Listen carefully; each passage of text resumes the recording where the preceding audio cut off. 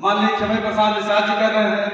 मुख्य अतिथि विधायक अमेठी जी, सम्मानित मंच, कार्य बच्चों, ये अभी बात जो आ रही है पिछड़े वर्ग की, हम लोग वाकई अगर पिछड़े हैं तो उसका ये सबसे बड़ा कारण है ये कलम युग है। और इस कलम युग में हमने इस बात को जाना नहीं, ये कलम युग है। और कलम युग में कलम से ही तरक्की होगी, पढ़ाई लिखाई से ही तरक्की होगी, इस बात को हम लोगों ने नहीं जाना, इसलिए आज पिछड़े हुए हैं।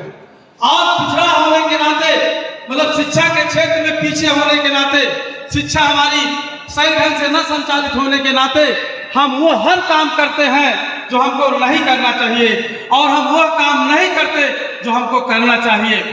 जहां तक वैदिक धर्म की बात है, वैदिक ग्रंथ की बात है, ऋग्वेद की बात है, ऋग्वैदिक व्यवस्था में ये ऋग्वेद के 10वें मंडल के पूर्व सूक्त में कहा गया है कि ब्राह्मणो वस्य मुखासी बावराजन्यो और वैश्य पदाय शूद्र।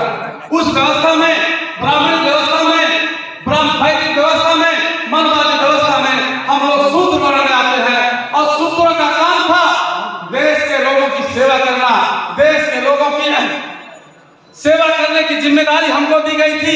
आदिकाल से, ऐतिहासिक काल से, वैदिक व्यवस्था के काल से हम लोग सेवा करने का काम कर रहे हैं। और आज भी हम लोगों को जो जिम्मेदारी दी गई थी उस पर पूरी तरह से खरा उतरे हैं।